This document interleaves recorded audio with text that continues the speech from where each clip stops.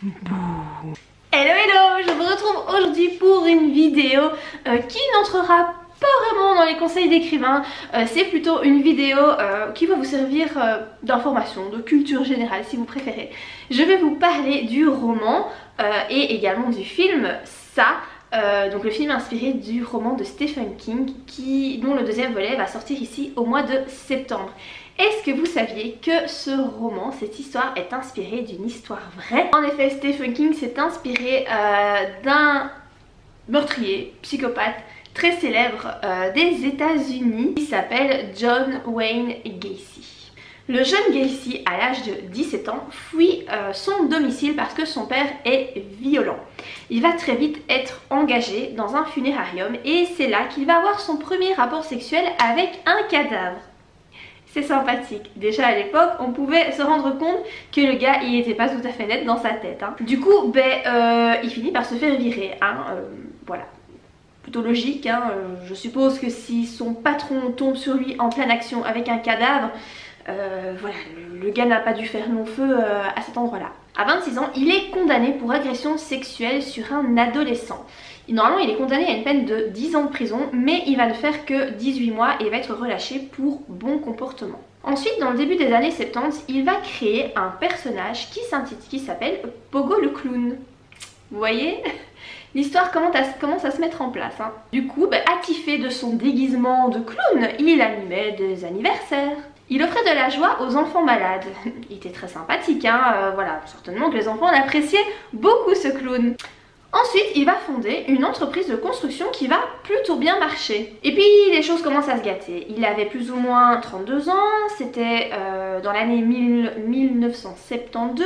Il va commettre son premier meurtre. Il va donc se mettre à tuer des jeunes hommes, des adolescents qui travaillent pour lui, mais également des fugueurs et des jeunes prostituées. Alors attention, qu'est-ce qu'il leur fait à ces personnes-là? Il les torture avec un tournevis, il les viole et puis il les tue. En tout, il a fait 33 victimes et il tuait toujours ses victimes entre 3 et 6 heures du matin.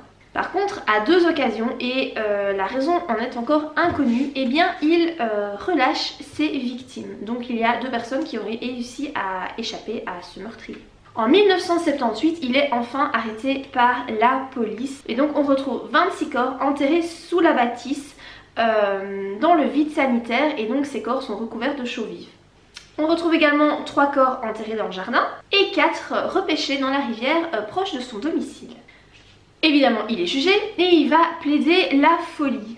Il écope de 21 condamnations à perpétuité et de 12 peines capitales. Je crois que c'est bien mérité. Il va donc rester 14 ans dans le couloir de la mort et pendant cette période, il va se mettre à peindre. Et donc qu'est-ce qu'il peint cet homme-là? Il peint des particuliers accompagnés de personnages de clowns ou également de personnages Disney et il y a un agent qui s'occupe de ça, de ses œuvres, voilà, son talent est visiblement reconnu. C'est joli toutes ces couleurs, c'est joyeux, c'est chatoyant, on aurait tous envie d'avoir ce genre de tableau à l'intérieur de chez nous. Et finalement, il est exécuté le 10 mai 1994. Voilà pour l'histoire de Gacy, qui a inspiré le roman Ça de Stephen King. C'est une histoire qui fait quand même pas mal froid dans le dos. J'espère que je vous aurai appris quelque chose aujourd'hui. Si vous avez aimé la vidéo, comme d'habitude, n'oubliez pas de la liker. Et moi je vous dis à très bientôt pour de prochaines vidéos. Bye!